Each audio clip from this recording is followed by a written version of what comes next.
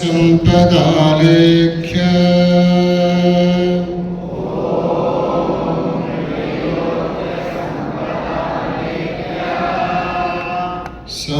ಸಮುಲ್ಲೇಖನ ಭಿತ್ತಯೇ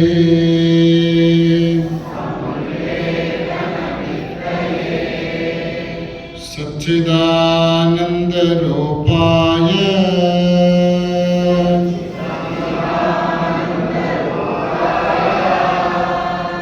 ಶಿವಾಯ ಬ್ರಹ್ಮಣೇ ನಮಃ.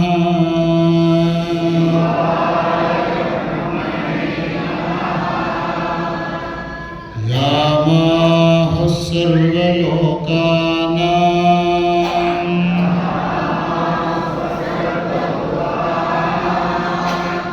ಪ್ರಕೃತಿಂ ಶಾಸ್ತ್ರಪಾರಗಾಃ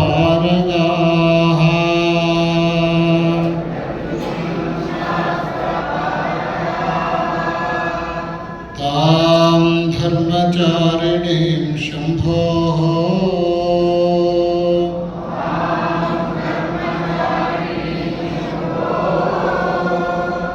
ಪ್ರಣಮಾಮಿ ಪರಾಂ ಶಿವಾಂ.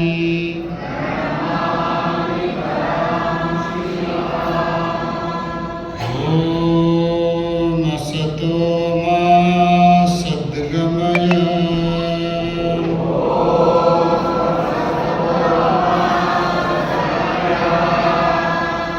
ತಮಸೋ ಮಾ ಜ್ಯೋತಿರ್ಗಮಯ.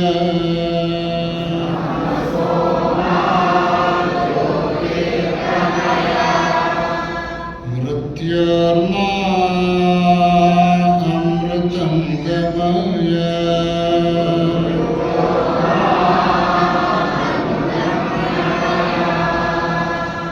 ಓಂ ಶಾಂತಿ ಶಾಂತಿ ಶಾಂತಿ.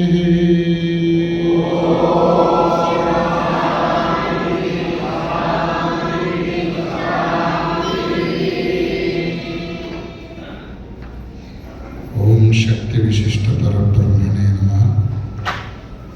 ಪಂಡಿತಂ ಪಂಡಿತಾರಾಧ್ಯಂ ಪಿಂಡಾದಿಸ್ಥಲ ಬೋಧಕಂ ಅಖಂಡಂ ದಂಡವದ್ವಂದೇ ಸೂರ್ಯಮಂಡಲ ಪಂಡಿತಂ.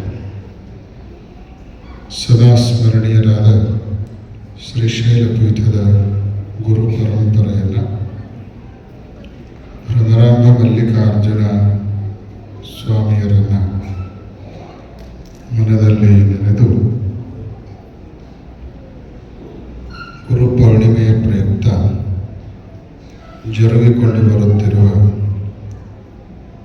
ಶ್ರೀ ಸಿದ್ಧಾಂತ ಶಿಖಾಮಣಿ ಆಧ್ಯಾತ್ಮಿಕ ಆಶೀರ್ವಚನ ಕಾರ್ಯಕ್ರಮದ ಇಂದಿನ ಸಮಾರಂಭದಲ್ಲಿ ಅರ್ಥಪೂರ್ಣವಾಗಿರುವಂತಹ ಧರ್ಮ ಸಂದೇಶವನ್ನು ನೀಡಿ ಉಪಸ್ಥಿತರಿರುವ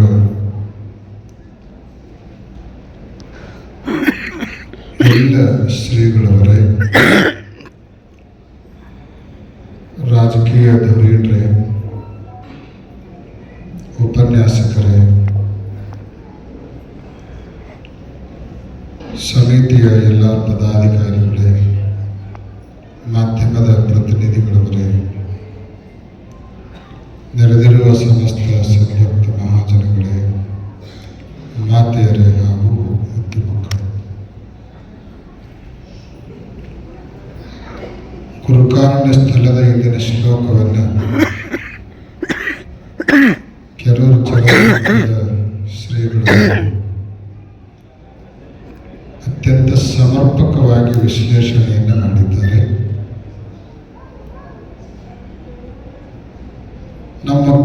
ನಮ್ಮ ಬಾಹುಲ್ಯವನ್ನು ಅವರು ಹಗರುಗೊಳಿಸಿ ಸಿದ್ಧಾಂತದ ಉಪದೇಶವನ್ನು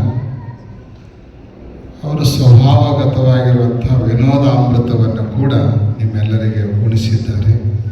ಅವರಿಗೆ ವಿಶೇಷ ಸನ್ಮಂಗಲಗಳು.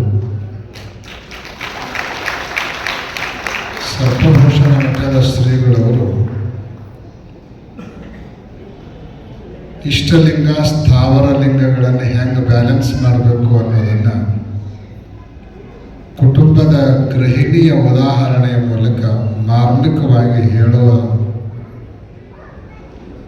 ಮುಖಾಂತರ ನಿಮ್ಮೆಲ್ಲರ ಗೊಂದಲದ ನಿವಾರಣೆಯನ್ನು ಮಾಡಿ ಮಾರ್ಮಿಕವಾದ ಧರ್ಮ ಸಂದೇಶವನ್ನು ನೀಡಿದ್ದಾರೆ.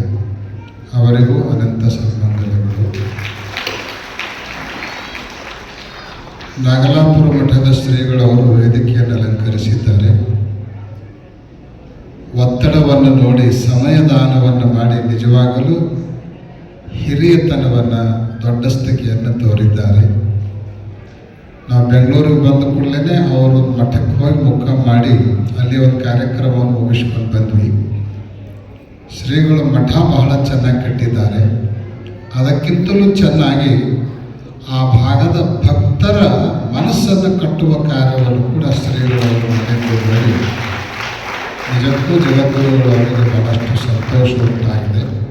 ನಾವು ರಾತ್ರಿ 1 ಗಂಟೆಗೆ ಹೋಗಿ ಮುಖ ಮಾಡಿದ್ವಿ. ಬೆಳಗ್ಗೆ ಪೂಜೆ ಮುಗಿಸ್ಕೊಂಡು ಹೋಗೋದ್ರೊಳಗನ ಅವ್ರ ಮಠದಿಂದ ಎದ್ದು ಹೋಗ್ಲಿಕ್ಕೆ 1 ತಾಸು ಬೇಕಾಯ್ತು. ಅಷ್ಟು ಜನ ಆ ಮಠದಲ್ಲಿ ಸೇರಿದ್ರು.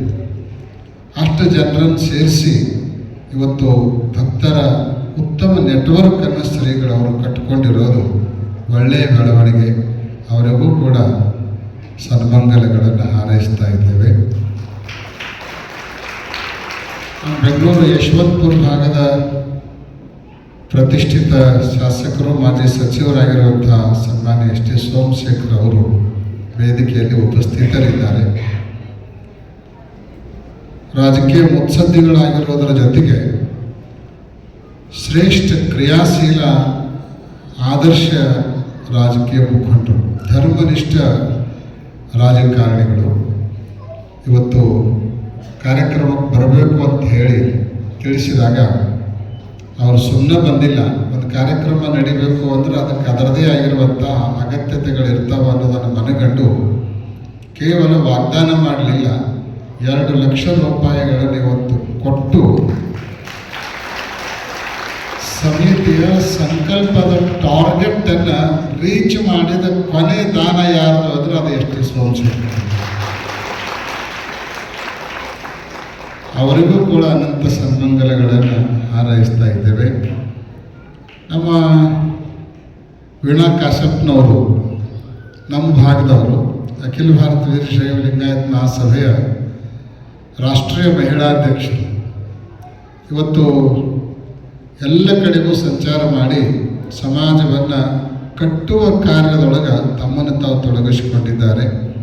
ಬಹಳ ಜನ ತಾಯಂದಿರು ಮನೆ, ಪರಿವಾರ, ಬಂಧು ಬಳಗ, ಸಂಸಾರ ಕಟ್ಟೋದಕ್ಕೆ ಪ್ರಯತ್ನ ಪಟ್ಟರೆ ಇಂತಹ ಚಿಕ್ಕ ವಯಸ್ಸಿನಲ್ಲಿ ಪರಿವಾರದ ಜೊತೆಗೆ ಸಮಾಜ ಕಟ್ಟುವ ಕಾರ್ಯದಲ್ಲಿ ವೀಣಾ ಕಾಶ್ಯಪ್ನವರು ತಮ್ಮನ್ನು ತಾವು ತೊಡಗಿಸಿಕೊಂಡಿದ್ದಾರೆ. ನಿಜವಾಗಲೂ ಸ್ವಾಗತಾರ್ಹವಾಗಿರುವಂಥ ಬೆಳವಣಿಗೆ.